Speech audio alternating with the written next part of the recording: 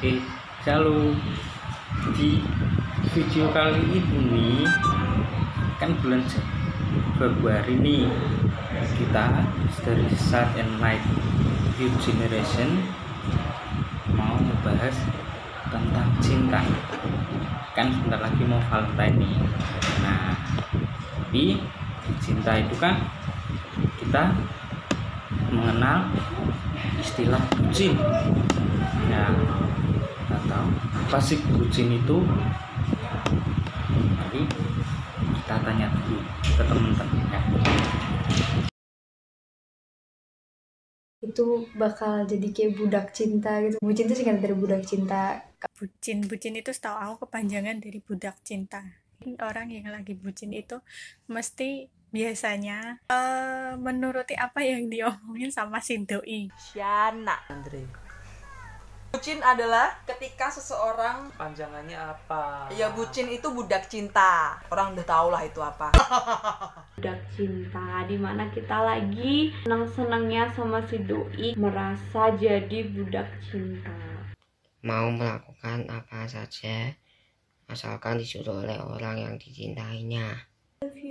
Pasangan cowok cewek ya yang tergila-gila sama kekasihnya ya bakal nurutin apapun demi orang yang dia cinta gitu loh. Terus apa bucin? Ya, orang yang dikekang oleh cinta, semua harus diturutin. Namanya bucin, budak cinta. Orang-orang yang diperbudak cinta sama orang yang dicintai. Apa-apa gelem itu kan diperbudak, dia menjadi budak cinta tuh. Cin itu udah tipis sama cinti. Aku taunya bacin bukan bucin. Kalau cinti itu cinta mati. Yo. Dompetku sendiri tak suruh pegang dia, tak suruh bawa dia. Kalau itu cinta mati. Singkatan gaul dari budak cinta. Bucin itu kepanjangan dari budak cinta. Akan melakukan apapun dengan senang, bahagia demi melihat pasangannya juga bahagia. Bagi saya, bucin itu adalah dimana dua orang yang sedang dimabuk asmara, jadi mereka akan menuruti keinginan pacarnya. Tapi ada juga yang bilang bucin itu adalah bukti cinta, jadi membuktikan bahwa dia itu benar-benar cinta sama pasangannya, nggak cuman sekedar omong doang, hey I love you, tapi membuktikan cinta itu nggak bisa diungkapkan, tapi hanya bisa dirasakan lewat hati. Pernah lah. Itu pernah dong. Gak pernah. Pernah kok ya. Ya pastinya pernah dong. Pernah. Terakhir ngebucin itu semalam. Gak tahu kapan. Dia mau ngasih tahu. Ya. Malahan tiap hari. Waktu awal-awal masuk SMP kelas 7, mana waktu masih seneng-senengnya, tapi seperti itu. Yang ngebucin tuh ya kayak kita sayang sama seseorang lain, bukan diri kita atau bukan Tuhan kita gitu, kayak sesama manusia. Rasanya ngebucin itu ya kalau menurut aku sih nggak ngebucin banget ya, soalnya nggak semua yang dia omongin itu aku nurutin gitu, itulah. Kayak orang gila, cinta enggak? Tapi sayang kan? Sayang lah. Rasanya itu pasti bahagia, berbunga-bunga. Gak tahu karena aku tidak pernah ngebucin. Terus rasanya kayak kaki itu enggak nginjek di tanah, jadi gak tahu. Kadang enak, tapi juga kadang biasa aja gitu. Seperti dunia milik berdua, yang lain ngontrak. Rasanya bucin itu ya kayak dunia punya berdua, yang lain nggak kenal. Nah, itu di pendapat dari teman-teman kita. Sekarang coba kita dengerin pendapat dari sisi psikologisnya, supaya kita tahu apa sih cinta itu dan apa sih bucin itu dari sisi psikologis? Dari narasumbernya langsung, namanya Mbak Sekar. Aku Cesar Mbak Sekar dari. Oh iya. Ini aku mau nanyain beberapa pertanyaan nih buat Mbak Sekar. Ada berapa pertanyaan nih Mbak Sekar nih? Jadi yang mau ditanya. Boleh. Ya. Yang pertama nih Mbak Sekar. Secara psikologis, apakah orang yang bucin itu normal tuh Mbak?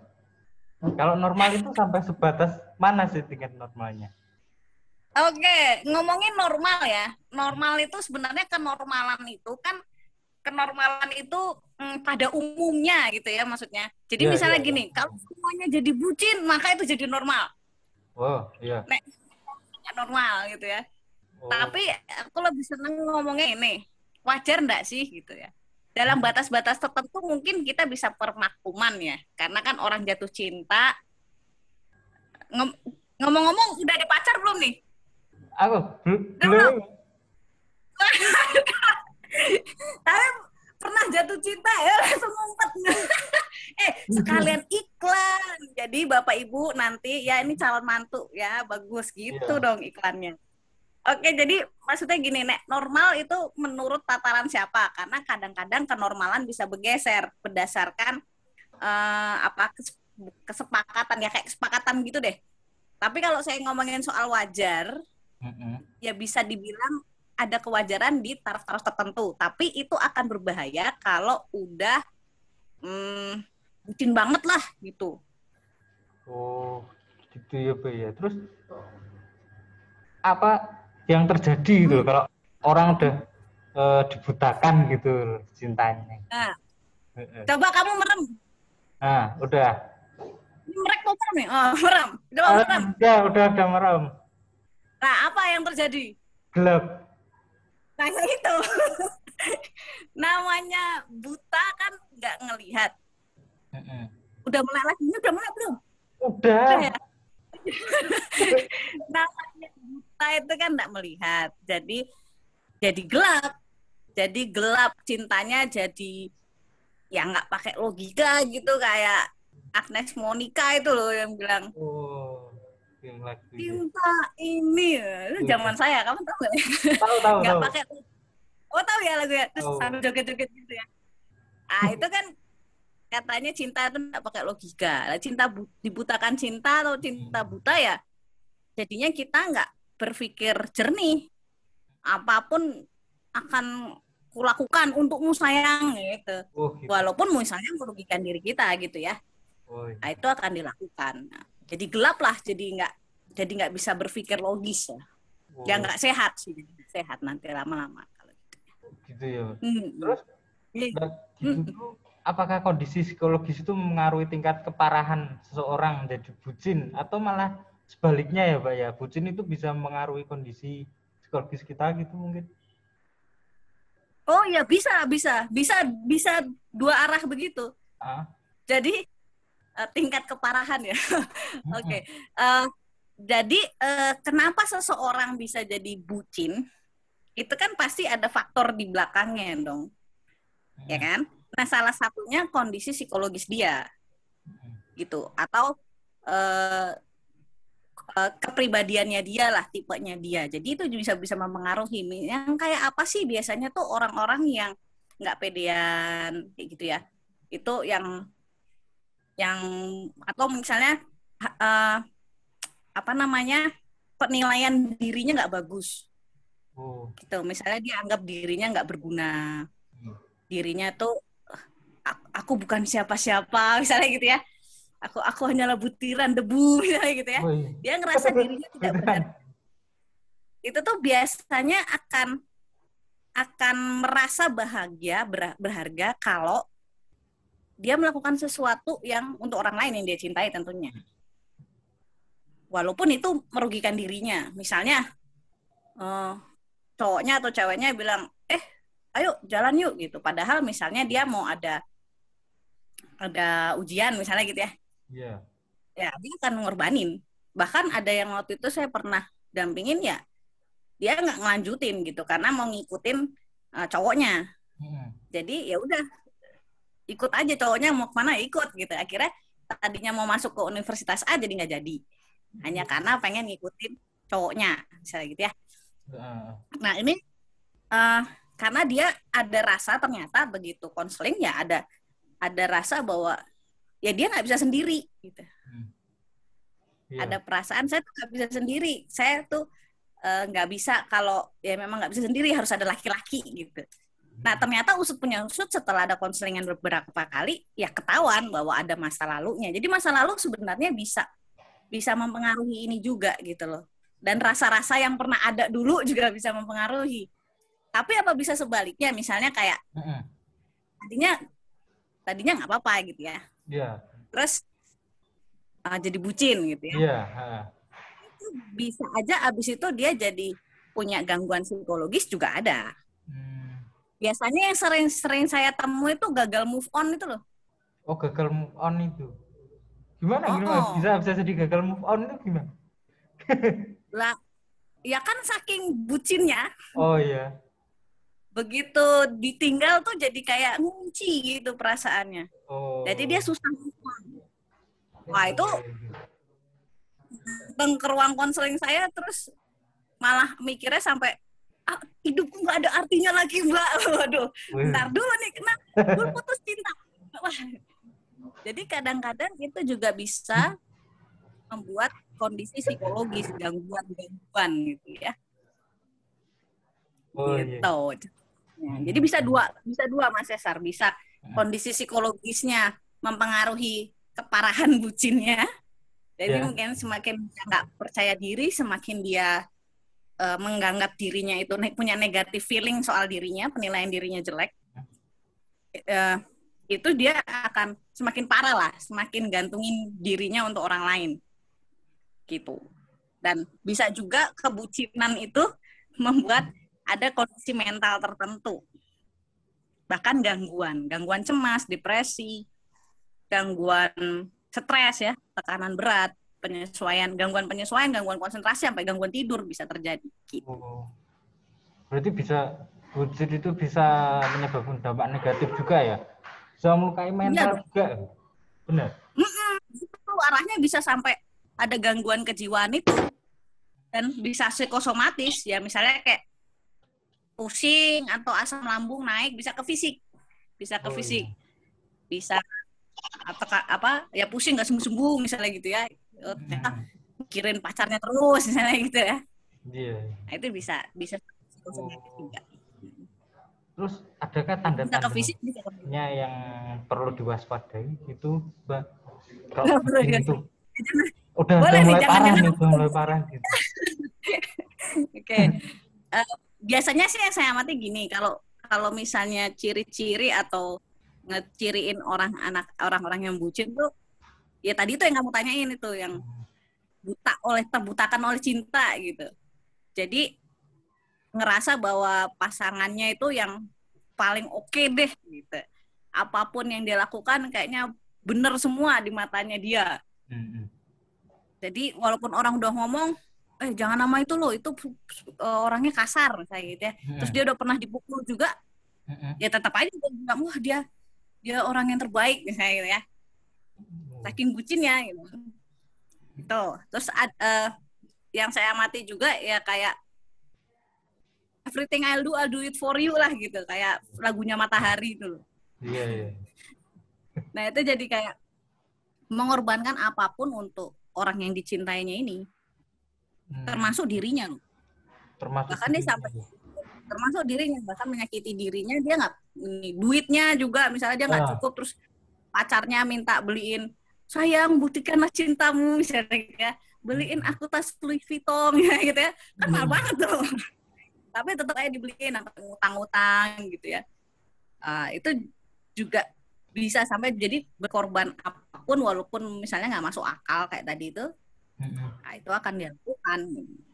Ada juga yang kayak dunia milik berdua ya. Jadi yang lain ngontrak. Iya. Ini juga bisa dibangun. Jadi nggak peduli lagi dengan dunia sekitarnya. Pokoknya yang penting sama pacarnya itu deh. Yang lain ngontrak lah. Gitu. Teman-temannya juga jadi berkurang karena diajakin nongkrong, diajakin Bisa. yuk gitu nggak mau. Aduh sorry bro, gue lagi nemenin cewek gue nih misalnya gitu ya. Biasanya teman-temannya jadi berkurang sih. Teman-temannya akan kesulitan ngajakin dia untuk hangout bareng lagi karena waktunya dia habis buat pacarnya. Dan biasanya itu demanding ya, jadi tergantung gitu. Pacarnya akan menuntut dan tergantung. Dan bucin ini akan ya oke-oke aja gitu ya. Jadi biasanya membuat teman jadi agak jauh, keluarga juga bahkan jadi menjauh ya. Ya, terus ada lagi cirinya yang berikutnya itu kayak lagunya kayaknya kebayang-bayang wajahmu ya, apapun yang dilakukan tuh kepikiran terus. Oh iya. Makan mikirin dia ya. Mau jalan mikirin dia, mau ke WC mikirin dia gitu kan. Jadi kayaknya ngapa-ngapain tuh 24 jam mikirin dia terus. Nah, itu bisa juga membuat jadi posesif ya hubungannya. Biasanya yang bucin-bucin itu akan lebih posesif sih karena dia ngerasa ya kamu milikku gitu. Jadi agak bisa menjurus ke toksik pacarannya jadinya. Dan dia juga lebih sensitif jadinya, lebih reaktif. Misalnya ngambek dikit terus langsung dibaik-baikin kayak gitu. Apa dia minta apa gitu terus dikasih. Jadi kayak ada posesif terus takut kehilangan. Jadi akan ya tadi everything I do I'll do it for you deh gitu supaya nggak kehilangan. Nah kadang-kadang kalau nah ini hati-hati menjurus nanti ke pacaran yang nggak sehat. Ayo buktikan nggak sehat tuh kamu. kayak apa Mbak Sekar? Dalam gimana sih? Kalau yang kayak Mbak Sekar tadi bilang itu pacaran yang nggak sehat itu yang kayak apa Mbak Sekar? Ya yang jadi toksik maksudnya jadi merugikan diri kita sendiri. Pacaran itu apa sih? Sekarang aku tanya gantian. Waduh. Menurutmu pacaran itu apa? Tahap sebelum menikah sih. Nah, betul banget tuh. Pacaran itu masa sebelum kita persiapan menikah. So, kalau kamu belum siap untuk menikah, ya pacarannya temenan dulu, gitu ya. Karena pacaran sebenarnya boleh nggak sih pacaran? Boleh pacaran tuh boleh. Jadi boleh pacaran, kalau pacaran sehat. Oh iya. Pacaran yang sehat itu akan membuat kamu bertumbuh. Nah, kamu kuliah kerja? Sekolah? Kerja. Oh, udah kerja. Berapa? 27. Umurmu berapa? 27. Oh, 27 ya. Ya. Nah, kalau 27 udah lain lagi tuh progresnya. Biasanya kalau usia 27-an udah mikir pernikahan ya, lebih serius gitu ya.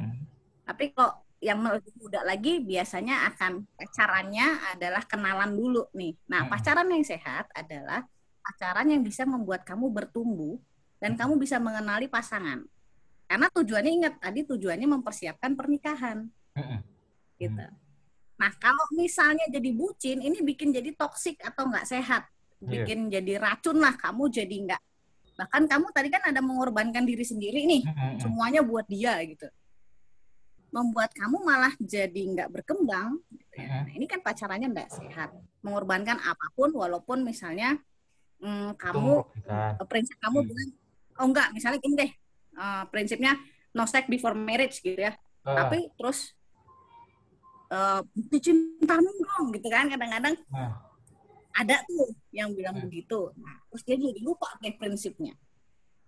Gitu. Jadi dia tidak jaga kekudusannya. Nah, ini banyak yang terjadi akhir-akhir ini karena takut kehilangan tadi itu loh. Oh, iya. Ya udah deh daripada aku kehilanganmu, aku berikan padamu Mas gitu misalnya gitu ya. Oh iya. Biasanya yang ceweknya juga akhirnya akan luluh. Kalau cowoknya udah bilang, berarti kamu nggak cinta. Nah, itu dia takut kehilangan. Jadi kan nggak sehat nih.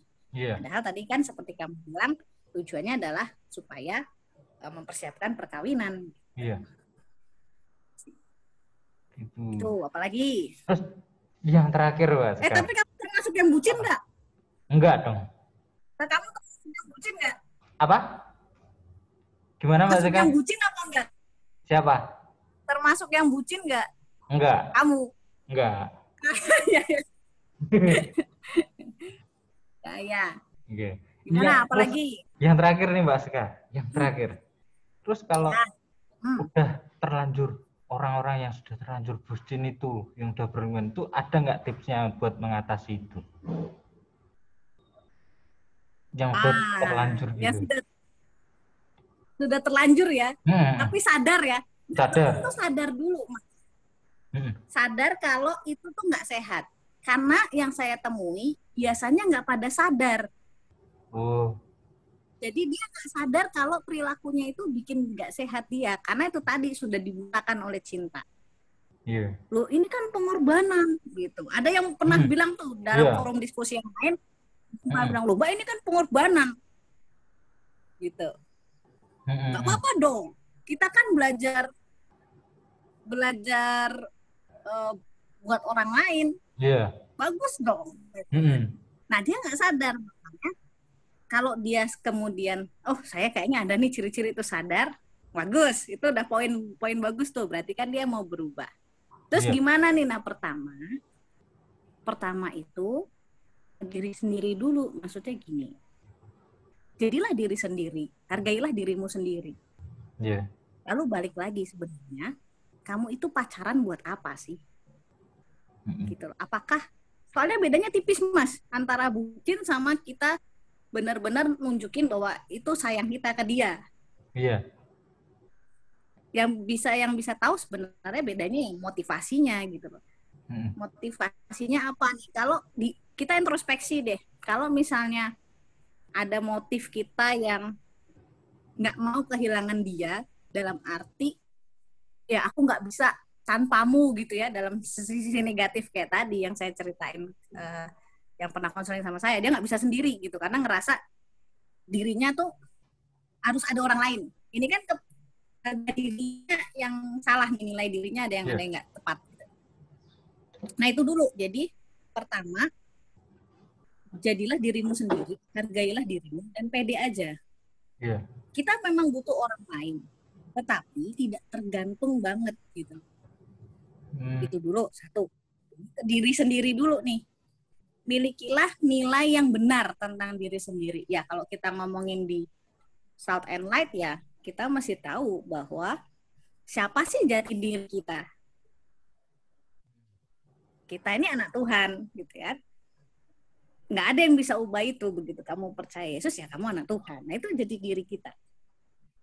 Sehingga jangan sampai merasa bahwa ya kalau nggak ada dia kita jadi susah gitu ya, merasa bergantung sekali. Nah ini perbaiki dulu diri. Yang kedua adalah ya kembali lagi ke gaya pacaran yang sehat.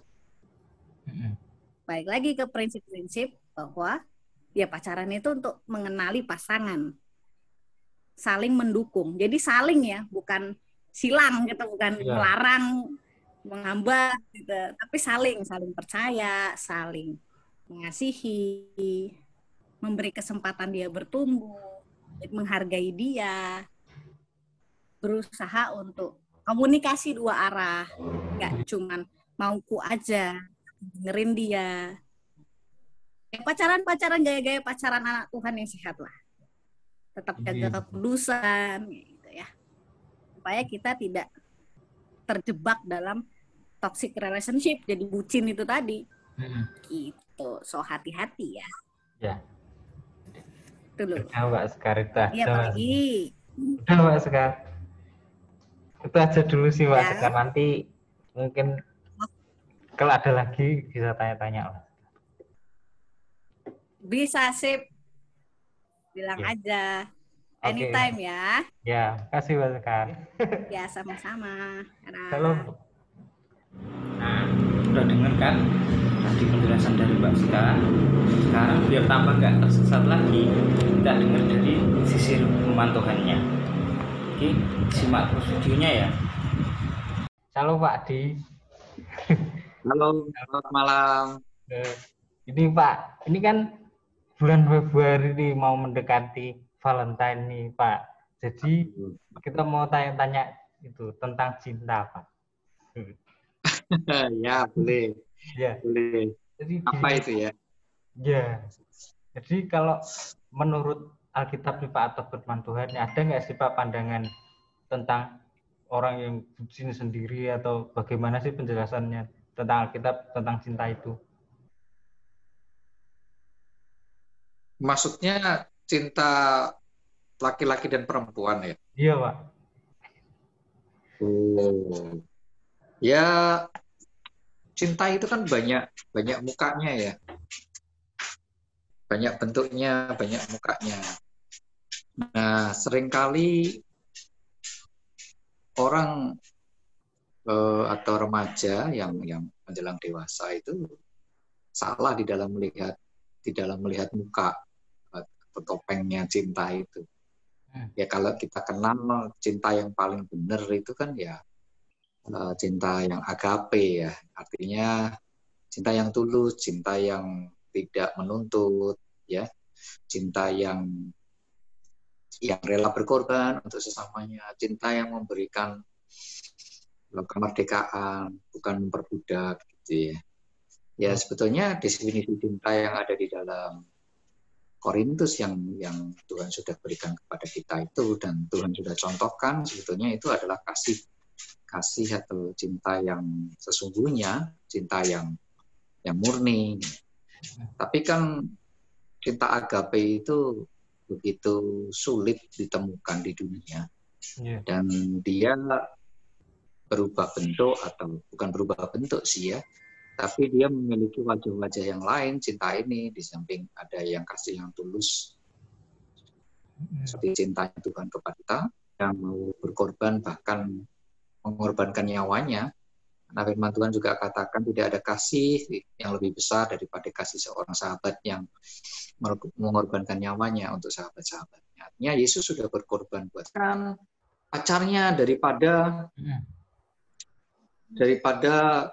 ibadah ke gereja. Itu sudah jelas itu budak. Lebih memprioritaskan pacarnya daripada orang tuanya. Jadi dia rela meninggalkan orang tuanya demi pacarnya. Nah itu jelas. Jadi kalau orang-orang yang sudah kehilangan akal sehat, itu yang disebut dengan yang namanya budak. Dia tidak tahu lagi mana yang benar. Dia rela meninggalkan Tuhan demi pacarnya, rela meninggalkan sekolah demi pacarnya, rela meninggalkan pekerjaan demi pacarnya, rela meninggalkan orang tua demi pacarnya, apalagi. Nah, tapi bahasa-bahasa yang dibuat manis gitu ya, apalagi mau Valentine gini, ya kan? Nah, kamu adalah segalanya untukku, anything for love, apalagi gitu ya. Jadi kamu lebih penting deh daripada semuanya. Nah, tapi itu adalah ciri-ciri budak sebetulnya. Kalau orang yang merdeka nggak begitu, kita meletakkan kepercayaan dan kita justru mendorong pasangan kita untuk berjalan di dalam kebenaran. Justru kita yang mengarahkan. Artinya begini, sudah waktunya ke gereja ini. Janganlah kita nanti nonton yang di luar jam gereja saja, kan bisa nonton di siang hari atau di malam hari setelah ibadah sore, atau kita pas lagi ada pelayanan, kita pas lagi ada pertemuan, gathering, persekutuan, konsel dan sebagainya, kita bisa menggantikan waktu-waktu pacaran kita di luar dari hal-hal yang menjadi prioritas. Atau mungkin orang tua lagi sakit, butuh ditemani, tapi kita malah pergi. Karena pacarnya minta dijemput, terus pacarnya marah-marah, dan kita terpaksa meninggalkan orang tua kita karena juru jemput pacar. Nah itu adalah bentuk-bentuk budak sebetulnya. Karena kita diperbudak, jadi kita melakukan itu bukan karena akal sehat. Nah itu yang tidak boleh sesat. Jadi itu yang harus dihindari oleh seluruh teman-teman yang sudah mulai memutuskan untuk berpacaran. Lalu kalau kita udah tahu itu nggak boleh nih Pak Adi, terus hubungan pacaran yang atau cinta yang seperti apa sih yang itu tetap bisa berkenan di mata Tuhan, terus tetap bisa jadi pancaran atau cerminan kemuliaan Tuhan itu seperti apa Pak? Nah, kalau pacaran ini adalah tujuannya adalah masa depan, yaitu apa sih tujuan orang pacaran? Untuk kalau persiapkan pernikahan. Pacaran, nah itu kan yang benar. Ya. Kalau pacaran itu hanya untuk senang-senang saja, lebih baik nggak usah. Karena pacaran itu adalah masa-masa di mana dua orang manusia berusaha mengenali satu dengan yang lain untuk mempersiapkan diri menempuh kehidupan yang baru, yaitu di dalam pernikahan. Jadi kalau pacaran tidak bertujuan untuk itu, nggak usah. Lebih baik. Jadi titiknya itu. Terus tujuan-tujuannya bisa dilihat itu. Kalau tidak mengarah ke sana, berarti itu bukan pacar yang benar. Nah, pacar yang benar itu selalu membuat pasangannya menjadi pribadi yang lebih baik, bukan sebaliknya, gitu ya. Kalau pacaran itu justru membuat dia menjadi pribadi yang lebih buruk, malah jadi lebih malas, malah jadi kerjaannya nggak fokus, malah dia meninggalkan sekolah, malah dia jauh dari Tuhan, itu bukan bentuk-bentuk pacar yang baik, itu harus ditinggalkan. Tapi kalau Anda ketemu dengan seseorang yang membuat Anda menjadi pribadi yang lebih baik, nah itu pacar yang benar. Nah, saya mau ambil satu kebenaran firman dari Mazmur pasal 85 ayat 11 ya. Jadi kalau beda versi ayat 10 atau ayat 11. Kasih dan kesetiaan akan bertemu. Keadilan dan damai sejahtera akan bercium-ciuman. Artinya begini, bahwa cinta dan kesetiaan itu akan bertemu. Keadilan dan damai sejahtera itu akan bercium-ciuman. Jadi dia menjadi satu. Kasih yang sesuai dengan kebenaran itu adalah kasih yang sesungguhnya. Nah, itu terwujud di dalam satu nama, yaitu Yesus. Cinta dan kebenaran jadi satu. Ya. Keadilan, damai sejahtera jadi satu. Jadi kalau kita merasakan kasih, merasakan cinta yang bertentangan dengan firman, ketidaksetiaan dengan firman, mengalami ketidakadilan atau kita mengalami tidak damai sejahtera, maka itu adalah bentuk cinta yang keliru.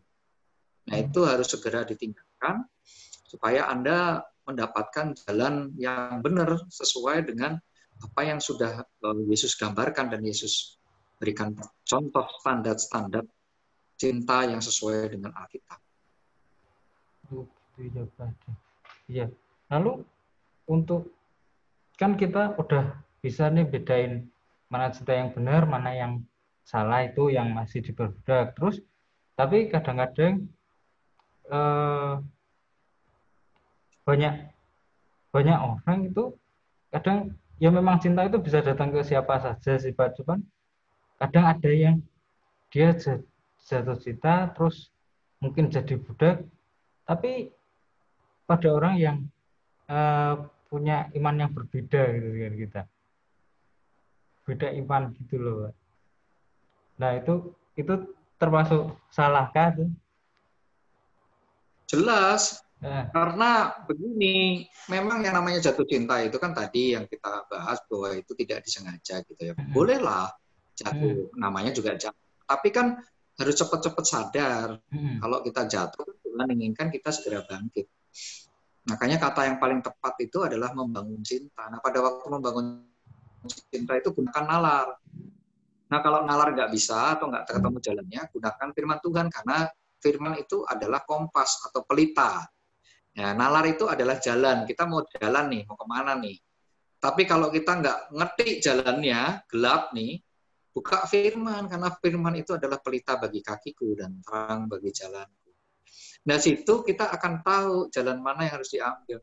Intinya begini, kalau cinta itu meminta kita mengorbankan sesuatu, maka itu adalah budak. Dan itu harus ditinggalkan, di stop dengan cepat. Karena dengan Anda berbeda agama, Anda akan dituntut nanti untuk memilih. Gitu ya. Itu akan menjadi berat di ujungnya. Jangan pikir bahwa nanti pacar saya bisa bisa dipertobatkan atau nanti bisa tahu jalan kebenaran, terima Yesus dan sebagainya. No, ya itu alih-alih kita tidak punya panggilan. Itu alih-alih, itu pemikiranmu yang keliru, ya, itu sesat. Kamu disesatkan oleh pikiranmu sendiri.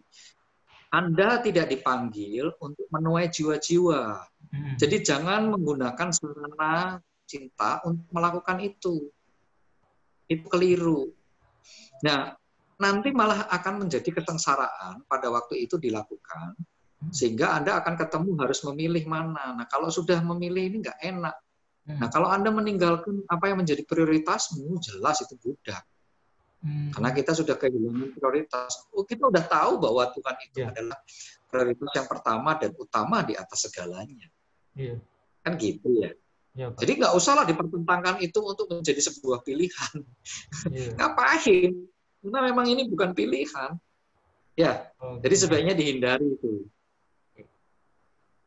Iya, Pak. Udah, Pak. Untuk wawancara sih udah sih, Pak. Nanti makasih udah meluangin waktunya. Nanti mungkin kalau ada tanya-tanya lagi mungkin bisa kita tanya-tanya lagi, Pak ya. Boleh. Saya closing statement ya, bahwa cinta dengan firman itu harus sejalan. Nah, cinta dan firman yang menjadi satu itu adalah satu nama, Yesus Kristus. Itu contoh yang kita bisa lihat. Jadi kalau Anda punya cinta, tetapi tindakannya bertentangan dengan firman, segera tinggalkan karena itu pasti jalan yang keliru. Ya? Ya. Terima kasih untuk kesempatannya, Tuhan, buat teman-teman di YouTube. Salam, ya, Pak. Tuhan berkati. Salam, selamat malam. Udah tahu kan kalian sekarang, bucin itu bisa menyebabkan gangguan psikologis dan fisik karena merasa tergantungan dengan seseorang. Itu bisa menyebabkan hubungan yang nggak sehat dan tidak membuat kita tambah berkembang.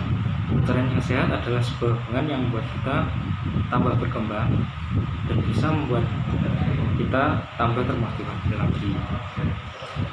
Dan jangan lupa jaga diri kita kalau kita itu anak Tuhan. Tuh, orang yang sampai kehilangan akal sehat, sampai meninggalkan semuanya yang jadi prioritas, itu namanya budak. Cinta dan firman harus jalan. Kalau kalian punya cinta tapi tidaknya bertentangan dengan firman Tuhan, itu berarti salah. Nah, sampai situ dulu ya videonya. Semoga bermanfaat dan bisa jadi berkat buat kita semua. Shalom.